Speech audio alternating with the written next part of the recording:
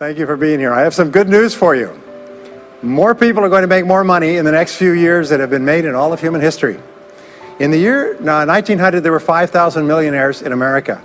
In the year 2000, there were 5 million millionaires. That's an increase of 1,000 times. Now, there was a leveling off in 2001, 2002.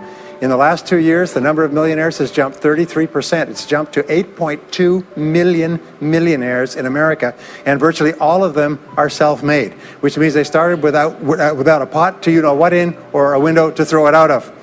And they've made it in one generation. When we look at the wealthiest people in America today, Warren Buffett, Michael Dell, of course, Bill Gates, Paul Allen, and the Walton family, all first-generation multi-billionaires. We have a $12 trillion economy today that is growing at the rate of $500 to $600 billion a year, and all that money is going through somebody's fingers, and your job is to make sure it goes through yours and some of it sticks. Is that a good goal for today? And my job is to show you how to do it. The good news is that all the answers have been found. Self-made millionaires have been studied exhaustively. They've been analyzed. They've been interviewed by the hundreds of thousands and millions. And what we know is exactly who they are and what they do and how they think and how they tick and the decisions they make and the things that they do and they don't do. And the wonderful thing is this: if you do what other successful people do, you eventually get the same result that they do. Now, some people say, well, I started off without any money and I don't have any money now. Well, join the crowd. Nobody's got any money. Most people are broke up into their 40s and 50s. So if you're broke today, you're just one of the gang. The only question is, do you stay there? And the answer is no. Now, when I started off in this many years ago, I came from very poor beginnings. I did not graduate from high school. I finished in the half of the class that makes the top half possible. When I left school, I dropped out of high school. I could only get laboring jobs. I was told, by the way, if you don't get a good education, you won't do well in life. Don't get good grades, you won't get a good job. Don't go to college, you won't do well, and so on. And I believed that for a long time until I found there's hundreds of thousands, millions of people who dropped out of high school who went on to become millionaires and billionaires as well.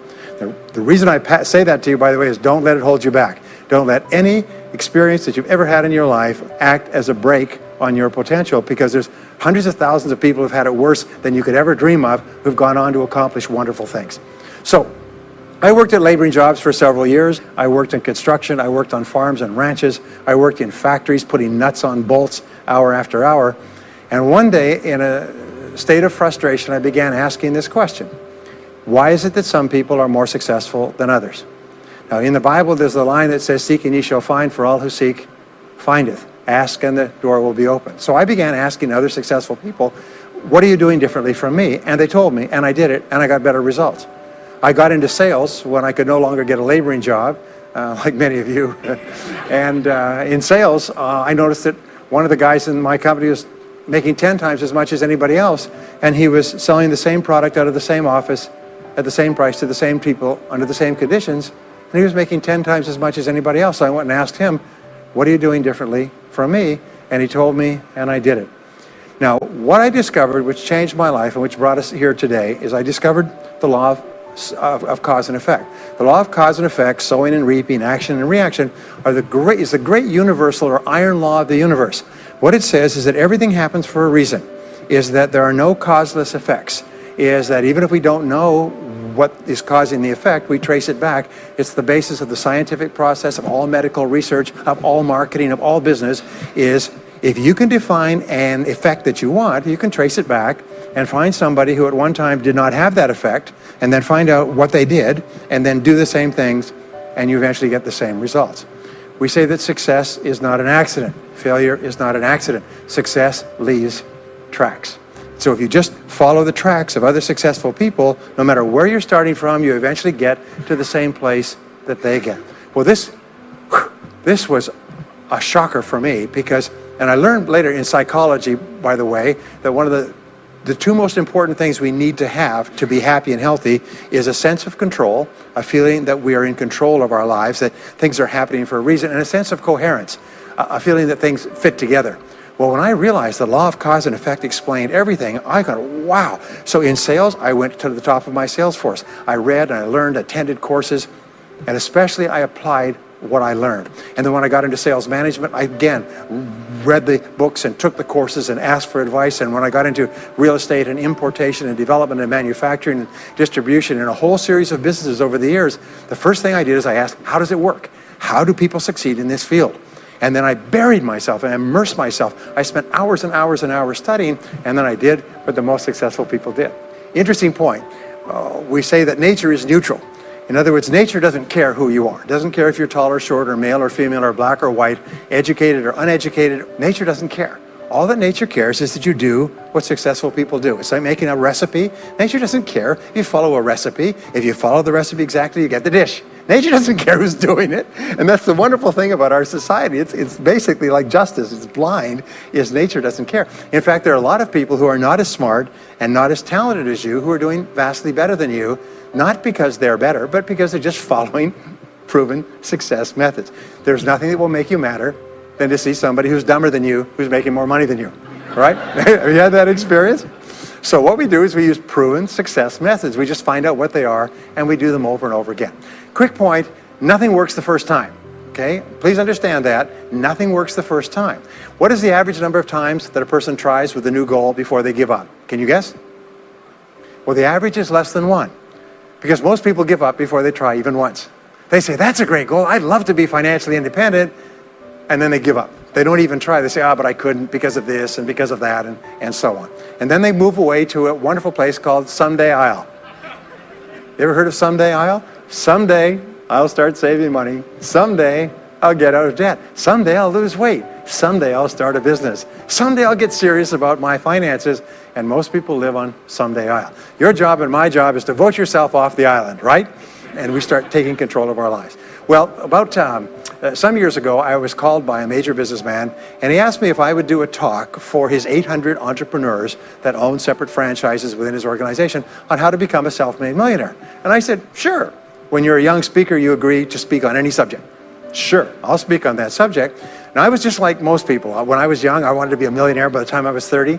And when I hit 30, I put it off to 35. And as I got to 35, you put it off to 40, and then you kind of just don't look at it anymore. You forget about it and feel the deck is stacked against you. Well, I was about 38, 39 when he called me up and asked me. I said, sure, no problem. And I said, now, what do I know about self-made millionaires? And this is a shocker. I didn't know anything. Oh, I knew that they had more than $1 million, but that's a real basic piece of knowledge, you know. So I started thinking, what do I know about them? So I began to study them. And that's when I found out that they've been studied so thoroughly, is we know everything there is to know about them. They are a source of incredible fascination. And there's 50 years of research. So I began to read the studies and find out where they came from and what they did and how they thought and where they started and the decisions they made and the kind of people they were. One of the things that I learned, by the way, is that becoming a self-made millionaire is not the important thing. What is really important is the person you have to become a self-made millionaire. You have to become a totally different human being. One of my friends says that in order to achieve something you've never achieved before, you have to become someone you've never been before.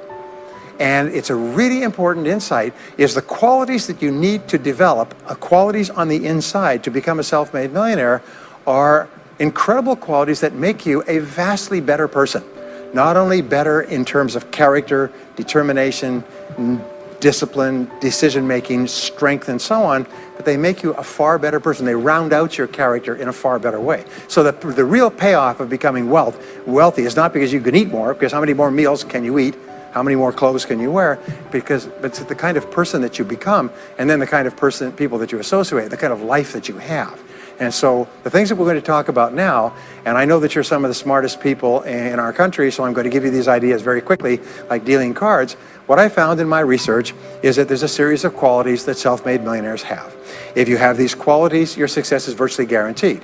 And if you don't have these qualities, the qualities are learnable. Point number one is that all business or sales skills are learnable. All financial skills are learnable. If you can drive a car, you can learn any skill. If you can drive a car, you can learn the skill. Now, number two is you're probably only one skill away from doubling your income right now. You're probably only one skill away from setting yourself on the road to becoming a self-made millionaire. That turns out to be the case for almost everyone. And if you don't know what that skill is, maybe over the course of the time we spend together, it'll jump out at you. But whatever it is, you've got to find it out and go to work on it, because it is learnable. It's a learnable skill. People say, well, I've never been very good with money. Well, get over it. The fact of the matter is, you can learn what you need to learn to achieve anything that you want to achieve. So, the success secrets of self-made millionaires. Give yourself a score of 1 to 10, and if you are weak on one of these, it can be enough to hold you back. If you're strong on all of these, then there's no limit to what you can accomplish. The first is to dream big dreams. Dream big dreams. Practice what is called back from the future thinking and project forward. Develop a vision of yourself as happy, healthy, wealthy, thin. Practice what top people practice, which is what is called idealization. You project forward several years and that you imagine that your life is perfect in every way. Imagine that you have no limitations. Imagine that you have all the time and all the money and all the friends and all the contacts and all the education and all the experience, and that you could be or have or do anything you want in life. If you could, what would it be? If your life were perfect in 5 years, what would it look like? How much would you be earning? How much would you be worth? What kind of a family life would you have? What kind of health would you have? What kind of car would you be driving? What would your life be like if you could wave a magic wand and make it perfect in every way? Now, what we have found is this is the starting point of great riches, and it's the starting point of great success in life, is for you to have a dream or a vision of a wonderful future. Here's an exercise that we give people in our audiences, is take a sheet of paper and make up what is called a dream list. Now imagine this is kind of like a kid's Christmas list, and that it just allows you to just run wild and just write down everything that you could think of that you could possibly want. I had a friend who I taught this to, and he got so excited about it, he bought a spiral notebook, and he began writing. And he'd go through the newspaper, and every single thing he saw in the newspaper that was nice, he wrote it down as a goal. He ended up, first time through, with 330 goals. By the end of the month, he had 500 things that he wanted. The interesting thing was that his life exploded. He activated the law of attraction, and he began to attract into his life people, circumstances, ideas, resources, insights that began to move him toward the accomplishment of the goals and began to move the goals toward him. Number 2 is to do what you love to do. Whenever you find people who are really successful in life, they're people who do what they love to do. They love their work. The great rule for success in life is to find something that you love to do and then find a way to make a living doing it. Now, when you find what you love to do, it'll be something that gives you energy, it motivates you, it enthuses you. It's probably something that you were meant to do from the time you were born. And when you ask self-made millionaires, what sort of work do you do? They'll often say, I've never worked a day in my life. I just do what I like to do.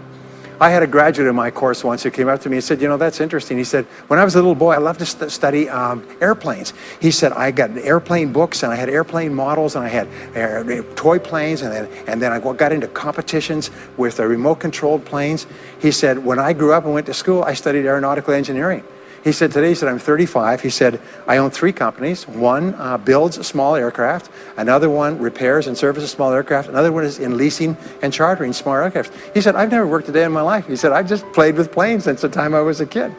So one of the things that you can do is go back to the time when you were young, as a child between the ages of 7 and 14, before you discovered boys or girls, and what is it that you really love to do? And you'll often find that within that is something you're supposed to do as an adult. Number 3 is commit to excellence. Now this is really, really important, and I had a hard time with this as a young man because I was never good at anything. I was never picked for any team, and if I was picked, I was the first person cut. I got lousy grades in every class. I got fired from multiple jobs. I even got fired from a job pumping gas once. Can you imagine that? Being fired for pumping gas because you're no good. They came out and said, you're no good at pumping gas. How can you be no good? Little old ladies can pump gas, and here I was no good at pumping gas. Anyway, so I got fired. I went from job to job, and then I discovered that all people who are successful are excellent at what they do. You know the old question they asked Willie Sutton, the bank robber, why do you rob banks? He said, well, that's where the money is. Well, being in the top 10% is where the money is. So what you have to do is you have to pay any price and make any sacrifice to get into the top 10% in your field. Now, here's the good news. If you're doing what you love to do, you will want to be in the top 10% in your field. If you don't want to be excellent at what you're doing, it means you're in the wrong field. It just means that you're marking time, you're treading water. And there's a lot of people who are in their field and they do their job and they go home at night and don't think about their work and so on. And this kind of an attitude means that you have no future. You have a very shaky present. That crackling sound you hear is the ice breaking under your feet, okay? And you have no future, because if you're not doing what you love to do and throwing your whole heart into it, you're just marking time. But everybody is designed so that there is something that you love to do that you can do well. And the fact that you love it means that you probably have the ability to excel at it. So make this decision to get into the top 10%. And let me tell you what changed my life. Here I was struggling in my late 20s, and I learned this. It was a breakthrough thought.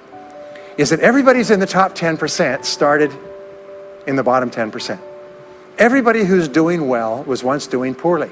Everybody who is at the top of your field today was once not even in your field at all and didn't even know it existed. What that means is that if you're willing to pay the price and work hard and make the sacrifices, you can get into the top 10%. Now, how long does it take? It doesn't take a week or a month. Most people are really impatient. And to achieve mastery in your field takes 5 to 7 years.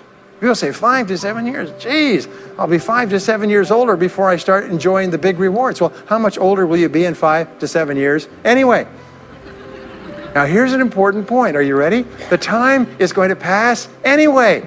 The time is going to pass. 5 to 7 years from now, 5 to 7 years will have passed. The only question is, are you going to be at the top of your field, or you're still going to be down there with the mediocre 80%? And the wonderful thing is this is nobody's better than you, and nobody's smarter than you. If anybody else is at the top of their field, it means that you can be at the top of your field. Just go to them and find out how they got there, because they started at the bottom. Now, it may take longer for some people and less for others, but everybody who puts one foot in front of the other and keeps moving eventually gets there. And that's where all the rewards are. And not only that, that's where all the joy in life is. When you're really good at what you do, you feel wonderful about yourself. You're respected and esteemed by everybody around you. You can write your own ticket. You can open any door when you're good at what you do. Because you get up in the morning and you know you're good. And that is more important than the rewards that go with it. The next key is to develop your unique talents and abilities. Every single person is designed from infancy with special talents and abilities that, if you develop them to their height, can enable you to accomplish anything you want in life. Everyone is genetically structured to be able to do something superbly, to do something they enjoy, to do it well, and to get great satisfaction from it. Peter Drucker often asks the question, what are you good at? What are you good at today? What should you be good at? What could you be good at? What will you be good at? And so one of the questions that we ask is, looking back in your life, what has been most responsible for your success up to now? What has been most responsible in the past? What is it that you have done that has gotten you the best results? Because as we said before, success leaves tracks. And if you look back into your past, you'll often find indicators that guide you to your future. Do you remember that fellow that won $300 million in the lottery? He was a high school physics teacher. And they asked him what he's going to do with it. He said he's going to take a week off and then get back to work, because he doesn't want to give up his job teaching high school physics, because he loves his work so much. That is a person who's in the right place for him. And now he can just drive to it in a nicer car. Anyway, now the next key to becoming a self-made millionaire is to see yourself as self-employed. What we found is the top 3% of adults in our society see themselves as self-employed. They see themselves as in charge of their own lives. When I started off my career as a young man, I was 21 years old, working as a construction laborer, living in a one-bedroom apartment, broke, taking buses 2 hours every morning to get to work and buses 2 hours to get back. I still remember that, and I still remember a light going off one evening. I was sitting there in my little apartment, in my little kitchen alcove, and I suddenly realized that I was responsible, that I was in charge of my own life, that no one was coming to the rescue. And it was one of the great turning points in my life. So what you find is that all exceptional people are highly responsible people. They look upon themselves as self-employed. Sometimes I'll ask an audience, I'll say, how many people here are self-employed? And some people will raise their hand and some won't. I'll say, now what's the true answer to this question? And the true answer is that everyone is self-employed. The biggest mistake you could ever make is to ever think you work for anyone else but yourself. Even if someone else signs your paycheck for you all your life, the most valuable people in any organization are the people who treat the company as though it belongs to them. They see everything that happens as affecting them personally. They're not the 9-to-5ers, the no-hopers that say, I go to work, when I'm not at work, I don't think about my work. These people, somebody has told them that's a clever way to think. It's the way losers think. Winners think about their company, and when they're not there, they think about how they can do it better. When something happens in their company, they take it personally because they see themselves as highly responsible. As a result, they're paid more, they're given more educational opportunities, they're promoted faster, and these are the people that eventually, like cream, rise to the top of every organization and every industry, the top 3%. The next key to becoming a self-made millionaire is to develop a clear sense of direction. Developing a clear sense of direction means that you need to become intensely goal-oriented. We find that all successful people are goal-oriented. There's an old saying, you can't hit a target that you can't see. You've got to know what you want in every area of your life. Some years ago, I worked with the Hunt Oil Company in Texas. The Hunt Oil Company was founded by H.L. Hunt, who became the wealthiest, self-made, multi-jillionaire billionaire in the world. At his peak, he owned 200 companies and had a royalty income of $3 million a day. Most phenomenal man, by the way. And he was interviewed by a friend of mine on television before he died in the early 70s. And he was asked, what are the secrets to success? He said, the keys to success have only been two through all my life, and I will tell you what they are. He said, number one, he said, decide exactly what it is you want and write it down and make a plan to achieve it. And number two is determine the price you're going to have to pay to get it, and then resolve to pay that price. Now, where the law of sowing and reaping cause and effect, I learned an additional point to that. I learned that your current life today is the result of the price you've sown up to now. Is whatever you've put in, you get out. So whatever you're getting out today is a result of what you've put in. If you don't like what you're getting out, what you have to do is you have to put in something different. What I found is this, is that life is always just in the long run. So therefore, life says this, is there's a price you have to pay, and there's two qualities. First of all, you have to pay the price in full for your success of study, preparation, hard work, and so on. And second of all, you have to pay the price in advance. You don't get it afterwards. The way the world works is first you put in what you need to put in, and then you get out the rewards. So you have to ask yourself, what is the price that you have to pay to achieve the success that you desire? And you have to write it down and make a plan and work on it every day.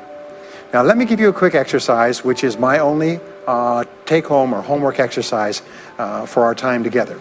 I want you to take a piece of paper like this and write down 10 goals that you'd like to accomplish in the next 12 months.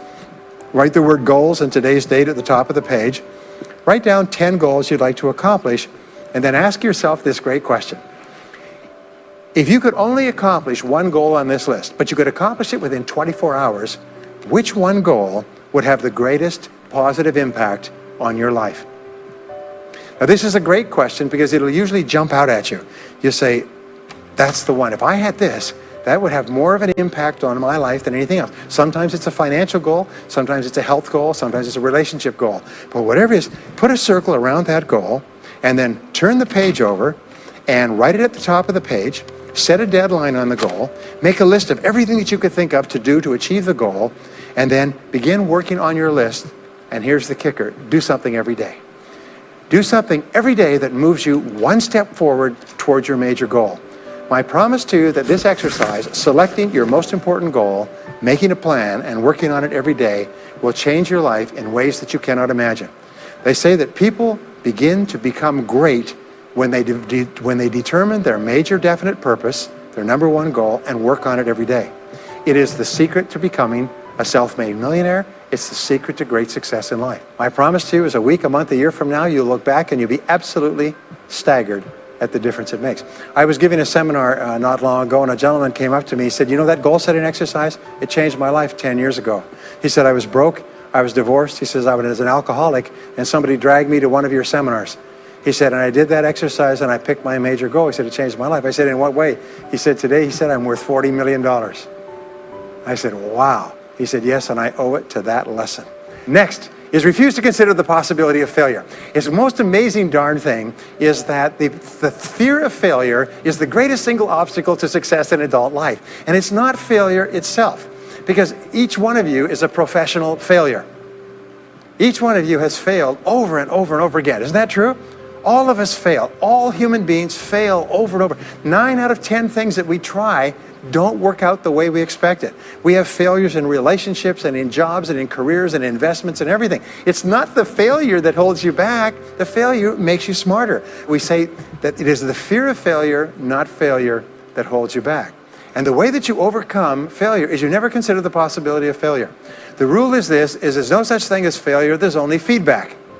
Is when you try something that doesn't work, you get feedback, not failure. And recognize that most things you try aren't going to work the first few times. So what you do is you say, oh, that's an interesting bit of feedback. And you pick yourself up and you move forward and you have more feedback and you move forward. To become a self-made millionaire, you're going to fail over and over again, year after year after year. But your brain has a cybernetic mechanism, which means that every time you try something, you get feedback, which makes you smarter. And when you try something else, you get feedback, which makes you smarter. And eventually you reach the point where you're too smart and you stop making mistakes. You start to do more and more things right and fewer things wrong. But you can't get there unless you have experienced the failures. Henry Ford once said that failure is merely an opportunity to more intelligently begin again. Now let me pass on one great rule to you, which has been discovered in interviewing self-made millionaires. Self-made millionaires look into every failure for something good. They say there's got to be something good in this that I can benefit from, and surprise, surprise, they always find it. Second is, self-made millionaires always seek the valuable lesson in every setback or obstacle or temporary failure, and they always find the lesson. Now, what do failures do? Failures whine and cry and think about what they've lost and blame their problems on someone else.